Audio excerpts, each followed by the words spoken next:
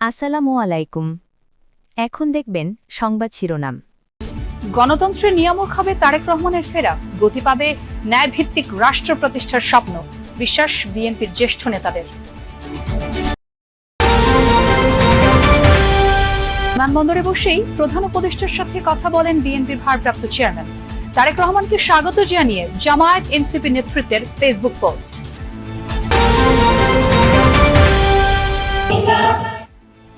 উৎসবের আমেজে বড় দিন উদযাপন করছেন খ্রিস্ট ধর্মাবলম্বীরা। গির্জায় গির্জায় বিশ্ব শান্তির জন্য প্রার্থনা।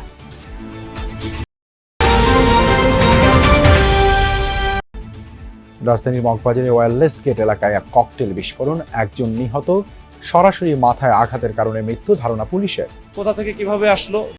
এতক্ষণ দেখছিলেন সংবাদ শিরোনাম, এখন দেখবেন বিস্তারিত। এদিকে সকালে প্রিয় মাতৃভূমিতে পা রাখেন বিএনপির ভারপ্রাপ্ত চেয়ারম্যান তারেক রহমান। এক অবিস্মরণীয় আবেগঘন পরিবেশে সকালে 11:40 শাহজালাল আন্তর্জাতিক বিমানবন্দরে পৌঁছায় তাকে বহনকারী বিমান। নামার পর থেকেই অনেকটা আবেগ আর ভালোবাসায় ভাসছেন তারেক রহমান। বিএনপির নেতাকর্মীরা যেন অনেকটা কাছ থেকে দেখছেন তাদের স্বপ্নের সময়টুকু। বিমানবন্দরের বাইরে বেরিয়ে এসে হাঁটেন খালি পায়ে, দীর্ঘদিন পর নেন মাতৃভূমির মাটির স্পর্শ। আবেগ আপ্লুত তারেক রহমান এরপর চড়েন লাল সবুজ রঙের বাসে। পথে পথে লাখো মানুষের ভালোবাসায় সিক্ত হয়ে রওনা করেন 300 ফিটের সংবর্ধনা স্থলের দিকে।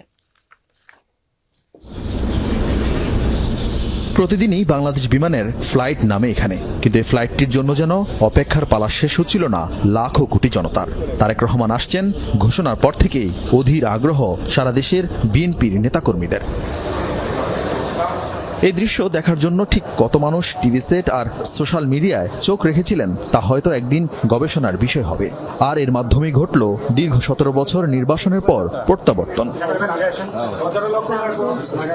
তারেক রহমানকে বরণ করতে বিমানবন্দর ভিআইপি টার্মিনাল সংরক্ষিত ছিল শুধু মহাসচিব, স্থায়ী কমিটি আর স্বজনদের জন্য। বিমান থেকে নেমেই সিনিয়র নেতাদের সঙ্গে আলিঙ্গন করেন তারেক রহমান। এ যেন নিঃসঙ্গতার মানচিত্র থেকে ঘরে ফেরার মুক্তির আনন্দ। বিমানবন্দরে ফুলের মালায় সিক্ত হন তারেক রহমানের পরিবার। নানি ইকবাল মান্ত বানুর সঙ্গে কিছুক্ষণ মধুর সময় কাটান জায়মা রহমান। পরে জায়মার জুবাইদা বেরিয়ে চলে যান গুলশানের উদ্দেশ্যে। আপনার শরীর কেমন আছে? দেশে নেমে প্রধান উপদেষ্টা ডক্টর মোহাম্মদ ইউনূসের সঙ্গে টেলিফোনে কথা বলেন বিএনপির ভারপ্রাপ্ত চেয়ারম্যান। ইনশাআল্লাহ, I am looking forward to seeing you. এরপরই উপস্থিত সবাইকে অনেকটা অবাক করে দেন তারেক রহমান। বিমানবন্দরের আঙ্গিনায় পায়ের জুতা খুলে হাতের মুঠোয় নেন দেশের মাটি, যেটির অপেক্ষায় তিনি কাটিয়েছেন 6314 দিন। বাইরে তখন কড়া নিরাপত্তা, আর প্রিয় নেতাকে এক পলক দেখতে অপেক্ষায় লাখ লাখ কর্মীর। কর্মীদের শুভেচ্ছার জবাব দিতে বড় বাসে 300 ফিট মঞ্চের দিকে রওনা হন খালেদা জিয়া ও জিয়া রহমানের বড় পুত্র তারেক রহমান। নেতাকে এক নজর দেখে উল্লাসে ফেটে পড়েন কর্মীরা, কখনো হাত নেড়ে, কখনো বা স্যালুট জানিয়ে জনতাকে শুভেচ্ছার জবাব দেন বিএনপির শীর্ষ নেতা। এই প্রত্যাবর্তন বাংলাদেশের গণতন্ত্রের, এই প্রত্যাবর্তন বাংলাদেশের কৃষক, শ্রমিক, জনতা। রাজনীতির চেয়েও বেশি আমরা মনে করি যে তিনি আমাদের প্রাণের মানুষ। ওনার জন্য আমরা গর্বিত এবং উনি যে দেশে আসছেন আমরা খুব খুশি এবং আবেগ আপ্লুত। বুধবার সন্ধ্যা 6:36 লন্ডনের হিথ্রো বিমানবন্দর থেকে ছাড়ে তারেক রহমানকে বহনকারী উড়োজাহাজটি।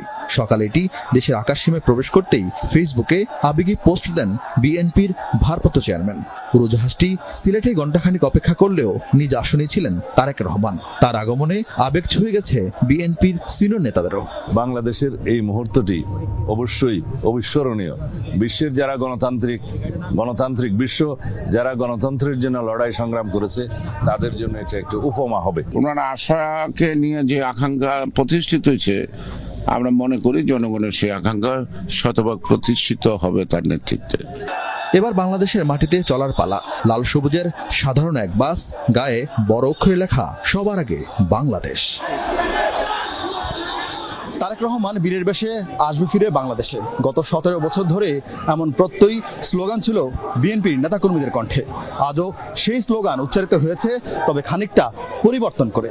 তারেক রহমান বীরের বেশে আসলেন ফিরে বাংলাদেশে। বেশ খানিকটা সময় অতিবাহিত হয়েছে, প্রায় ঘন্টা খানেকের বেশি সময়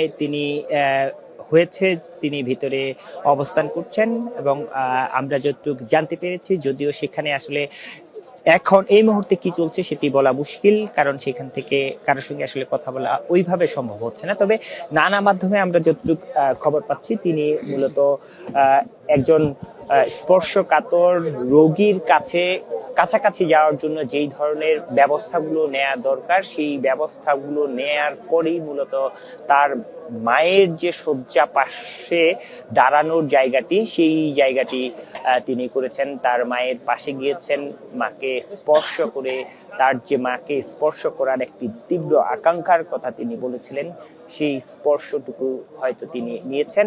এবং আমরা যতটুকু জানতে পেরেছি, এরপরেই তার খালেদা জিয়ার চিকিৎসায় গত 1 মাস ধরে যে চিকিৎসা চলছে, সেই চিকিৎসার যে মেডিকেল বোর্ড যাদের তত্ত্বাবধানে মূলত চিকিৎসাটি চলছে, সেই চিকিৎসকদের সঙ্গে তার একটি বৈঠকটি হওয়ার কথা রয়েছে। এবং এখানে আসার আগে এখানকার যে নিরাপত্তা ব্যবস্থা এবং বিভিন্ন মাধ্যম থেকে আমরা যতটুকু খবর পাচ্ছিলাম যে তিনি হয়তো এখানে ঘন্টাখানেক সময় অতিবাহিত করবেন মায়ের পাশে বা মায়ের শয্যা পাশে, এবং তার যে চিকিৎসার খোঁজ খবর সেই জায়গাগুলো তিনি এই সময়ের মধ্যে করবেন। এবং সেই জায়গা থেকে বলা যায় যে 1 ঘন্টা সময় এর মধ্যেই অতিবাহিত হয়ে গিয়েছে। এবং তিনি যখন এই জায়গাটিতে এভার কেয়ারে প্রবেশ করেন, তার ঘন্টাখানেক আগে থেকে এই জায়গাটির যেভাবে নিরাপত্তা ব্যবস্থা বা যেই তৎপরতা, তিনি যখন একেবারে বসুন্ধরার ভিতরে ঢুকে এই এভার কেয়ারের হাসপাতালের কাছাকাছি এসেছিলেন, তখনকার যে নিরাপত্তা বাহিনীর সদস্য যারা রয়েছেন এখানে, যেহেতু খালেদা জিয়ার নিরাপত্তায় SSF সদস্যরা রয়েছেন, তাদের যে তৎপরতা আমরা দেখেছিলাম, সেই তৎপরতা অনুযায়ী এখন এই মুহূর্তে সেই তৎপরতা কিন্তু আবারও আমরা পরিলক্ষিত করছি। অর্থাৎ সেই হিসাবে ধরে নেওয়া যায় যে যেহেতু নিরাপত্তা পুলিশ, নিরাপত্তা বাহিনী তৎপর হয়ে উঠেছেন, সেই হিসাবে আমরা ধরে নিতে পারি তার বের হওয়ার সময় হয়তো খুব কাছাকাছি, হয়তো তিনি কিছুক্ষণের মধ্যেই বের হবেন। এবং আমরা সর্বশেষ যতটুকু দর্শকদের উদ্দেশ্যে জানাতে পারি যে তিনি তার মায়ের যে চিকিৎসার খোঁজ খবর, এখন কি চিকিৎসা চলছে, আগামীতে তার চিকিৎসা কেমন হবে, সেই বিষয়গুলো নিয়ে মেডিকেল বোর্ডের সঙ্গে একটি বৈঠক করেছেন, সেই খোঁজ খবরগুলো তিনি নিচ্ছেন। এখন গুলশান এভিনিউর 196 নম্বর বাসার সামনে ফিরোজার ঠিক পাশের বাসায় এসি, অর্থাৎ একটি রাস্তার দ্বিতীয় বাসাটা যেতে ফিরোজা, আর এখানকে তার থেকে আর একটু সামনে এগিয়ে আসলে গুলশান এভিনিউর যে 196 নম্বর বাসাটি এখন যেটি দেখতে পাচ্ছেন, সেই বাসাটি নতুন করে প্রস্তুত করা হয়েছে গেল কদিন ধরেই বিএনপির ভারপ্রাপ্ত চেয়ারম্যান তারেক রহমানের জন্য, এবং তার পরিবার সহ তিনি এখানে উঠবেন বলে ধারণা করা হচ্ছে। কারণ যেহেতু দুপুরের নাগাদ তার স্ত্রী জোবাইদা রহমান এবং তার কন্যা জাইমা রহমান তারা এসেছিলেন এই বাসায়, এবং তার বিদেশ থেকে যে লাগেজগুলো এসেছিল সেগুলো নিরাপত্তা সহকারে এখানে নিরাপত্তা বাহিনীর সদস্যরা এখানে পৌঁছে দিয়েছেন এই বাসার মধ্যে। এবং এখান থেকেই বিকেলের দিকে তারা সপরিবারে আবার এভার কেয়ার গিয়েছেন। সুতরাং ধারণা করাই হচ্ছে যে এখানে হয়তো তিনি ভারপ্রাপ্ত চেয়ারম্যান তারেক রহমান তিনি আবার